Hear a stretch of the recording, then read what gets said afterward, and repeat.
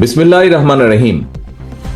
বাংলাদেশের মহান বিজয়ের ৫৫তম দিবস উপলক্ষে বিএনপি আয়োজিত আজকের এই আলোচনা সভার সম্মানিত সভাপতি জনাব মির্জা ফখরুল ইসলাম আলমগীর, মঞ্চে উপস্থিত জাতীয় স্থায়ী কমিটির সম্মানিত সদস্যবৃন্দ, সম্মানিত কেন্দ্রীয় নেতৃবৃন্দ, আমার সামনে উপস্থিত বিভিন্ন শিক্ষক, বুদ্ধিজীবী, বিএনপি এবং অঙ্গ সহযোগী সংগঠনের নেতা কর্মী, সমর্থক বৃন্দ, সহকর্মী বৃন্দ, সাংবাদিক ভাইরা, আসসালামু আলাইকুম।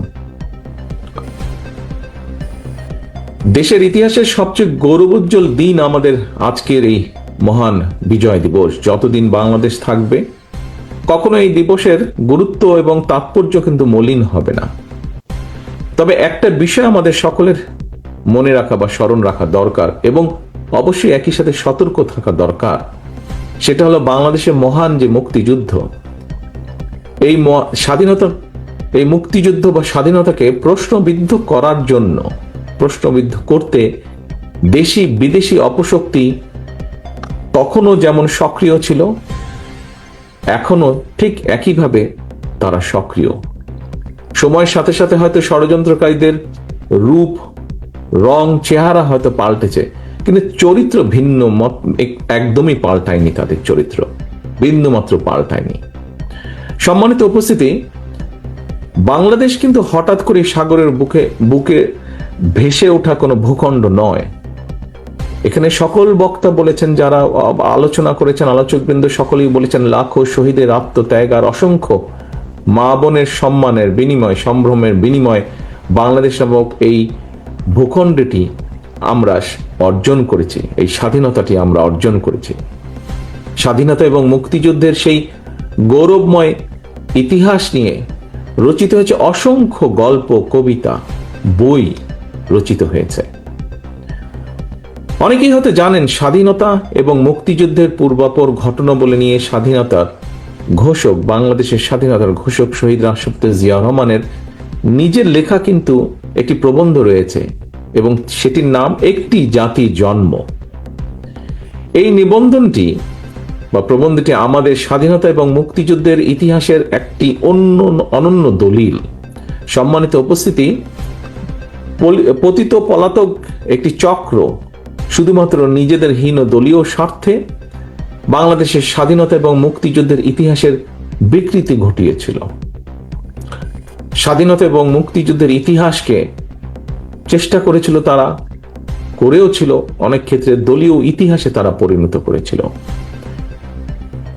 আর এই অপরিণামদর্শী অপচেষ্টার কারণেই পরিস্থিতির সুযোগ নিয়ে এখন আবার মুক্তিযুদ্ধের পরাজিত একটি চক্র বিজয়ের নতুন ইতিহাস রচনার অপচেষ্টা তারা করছে। প্রিয় ভাই বোনেরা, পরাজিত চক্রকে মোকাবেলায় প্রতিশোধ, প্রতিহিংসার পরিবর্তে বিজয়ের সফল প্রতিটি মানুষের ঘরে পৌঁছে দেবার জন্য স্বনির্ভর সমৃদ্ধ একটি গণতান্ত্রিক বাংলাদেশ প্রতিষ্ঠাই হোক এবারের বিজয় দিবসে আমাদের অঙ্গীকার। শুধু আমি না, আমরা সকলে, বিএনপি মনে করে, যতদিন পর্যন্ত এই রাষ্ট্রে জনগণের রাজনৈতিক এবং অর্থনৈতিক ক্ষমতায়ন নিশ্চিত করা না যাবে, ততদিন পর্যন্ত স্বাধীনতা এবং গণতন্ত্র টেকসই ভিত্তির উপর দাঁড় করানো যাবে না। সম্মানিত উপস্থিতিবৃন্দ, বাংলাদেশের স্বাধীনতা অর্জনের পর থেকে আজ পর্যন্ত যতবার দেশের গণতন্ত্র হুমকির সম্মুখীন হয়েছে, আমরা দেখেছি ততবারই দেশের স্বাধীনতা, সার্বভৌমত্ব হুমকির সম্মুখীন হয়েছে।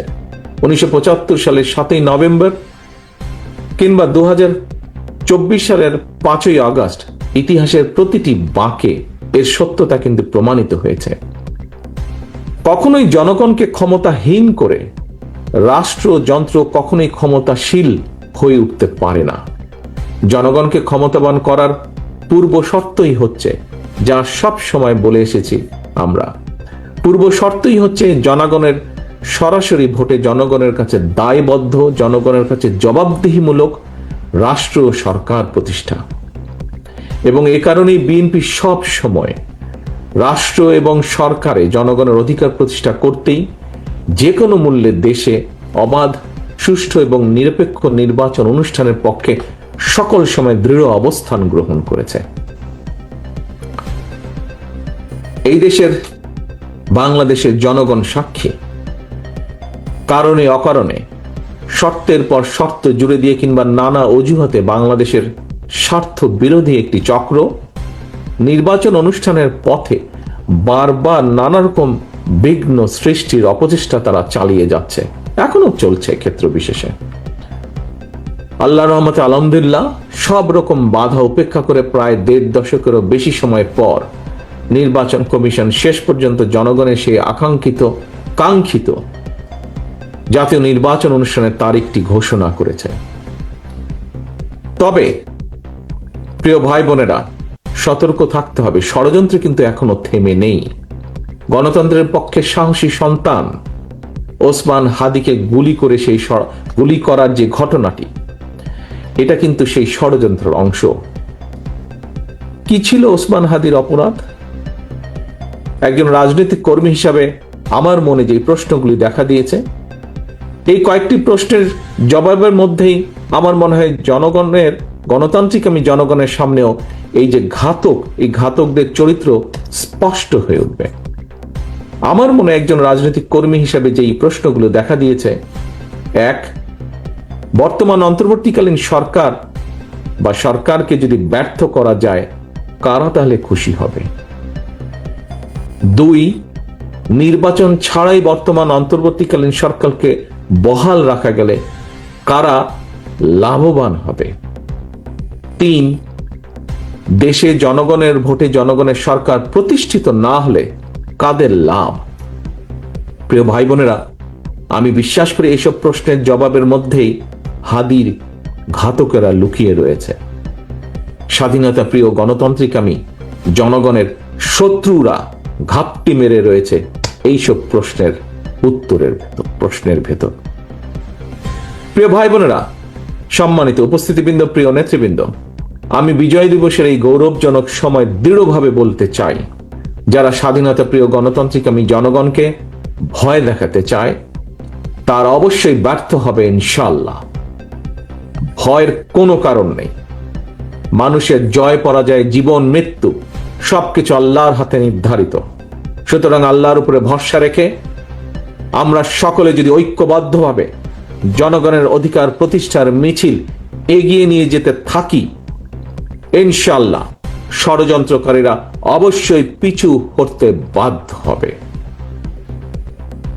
1971 সালে প্রমাণিত হয়েছে, 2024 সালে প্রমাণিত হয়েছে, 1975 সালের 7ই নভেম্বর 90 স্বৈরাচার বিরোধী আন্দোলন, প্রতিটি আন্দোলন সংগ্রামে প্রমাণিত হয়েছে, জনগণ ঐক্যবদ্ধ থাকলে জনতার বিজয় কেউ ঠেকিয়ে রাখতে পারে না। আমি দৃঢ় কণ্ঠে বলতে চাই, নির্ধারিত সময় নির্বাচন ইনশাআল্লাহ অনুষ্ঠিত হবে। আসন্ন নির্বাচনকে সামনে রেখে গ্রামে গঞ্জে, শহরে, বন্দরে, নগরে, বাজারে, মহল্লায়, অলিগলিতে, রাজপথে জনগণের নিজেদের অধিকার প্রতিষ্ঠার এই নির্বাচনে মিছিলে আমিও আপনাদের সঙ্গে থাকবো ইনশাআল্লাহ। প্রিয় ভাই বোনেরা, আসন্ন জাতীয় নির্বাচন কিন্তু কেবলমাত্র একটি এক্সপেরিমেন্ট বা এক্সপেরিয়েন্স অর্জনের নির্বাচন নয়। সম্মানিত মহাসচিব সাহেব আজকের অনুষ্ঠানের সভাপতি কিন্তু ওনার বক্তব্যে বলেছেন, আমিও অতীতে বারবার বলেছি, আসন্ন জাতীয় নির্বাচন অতীতের যে কোনো নির্বাচনের চেয়ে জটিল এবং গুরুত্বপূর্ণ। কেন? এবারের নির্বাচনের সঙ্গে জড়িত আছে বর্তমান এবং ভবিষ্যৎ প্রজন্মের স্বাদ, আশা, আকাঙ্ক্ষা, স্বার্থ এবং সম্ভাবনা। সর্বোপরি এবারের নির্বাচনের সঙ্গে জড়িত আছে বাংলাদেশের স্বার্থ এবং সার্বভৌমত্বকে সুসংহত রাখার প্রশ্ন। প্রিয় ভাই বোনেরা, আগামী দশকটি হবে রূপান্তরের দশক এবং এই চিন্তা নিয়েই আমরা আমাদের দেশ গড়ার কর্মসূচি বাস্তবায়নের পরিকল্পনা তৈরি করেছি। দেশের জনসংখ্যার অর্ধেক নারী, 4 কোটি বা তারও বেশি তরুণ, কোটি কোটি কৃষক, শ্রমিক, কর্মক্ষম এই জনসংখ্যাকে কাজে লাগিয়ে বাংলাদেশের বিজয়কে সুসংহত করাই হচ্ছে বিএনপির একমাত্র লক্ষ্য। একটি স্বনির্ভর সমৃদ্ধ বাংলাদেশ গড়ে তোলার মাধ্যমেই আমরা আমাদের আগামীর প্রতিটি বিজয় দিবসকে আরো গৌরবান্বিত এবং আরো অর্থবহ করে গড়ে তুলতে চাই। মহান বিজয় দিবসের এই প্রাক্কালে আমি দল, মত, ধর্ম, বর্ণ নির্বিশেষে কৃষিজীবী, শ্রমজীবী, পেশাজীবী, শিল্পী, সাহিত্যিক, শিক্ষক, সাংবাদিক, বুদ্ধিজীবী,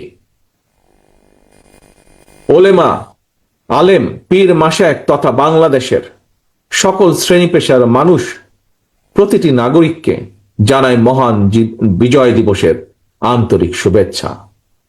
মহান বিজয় দিবস উপলক্ষে বিজয়ের বার্তাকে, প্রিয় ভাই বোনেরা, বিজয়ের যে বার্তা, এই বার্তাকে আমরা শুধুমাত্র স্লোগানের ভিতরে সীমাবদ্ধ রাখব না। বিজয়ের সুফল প্রতিটি নাগরিকের ঘরে ঘরে পৌঁছে দিতে আসন্ন জাতীয় নির্বাচনে বাংলাদেশ জাতীয়তাবাদী দল বিএনপি বা ধানের শীষ আবারও জনগণের সহযোগিতা, সমর্থন এবং সুযোগ প্রত্যাশা করছে। পরিশেষে আল্লাহর দরবারে 1971 সালের স্বাধীনতা অর্জনের যুদ্ধে শহীদ এবং 2024 সালে স্বাধীনতা অর্জনের যুদ্ধে শহীদ এবং 71 থেকে আজ পর্যন্ত দেশে গণতন্ত্র এবং জনগণের অধিকার প্রতিষ্ঠার আন্দোলনে সকল শহীদদের রুহের মাগফিরাত কামনা করছি। আল্লাহর দরবারে প্রতিটি আন্দোলন সংগ্রামে হতাহতদের দ্রুত আরোগ্য কামনা করে আমার বক্তব্য আজ এখানে শেষ করছে। আল্লাহ হাফেজ। বাংলাদেশ জিন্দাবাদ। বাংলাদেশ জাতীয়তাবাদী দল জিন্দাবাদ।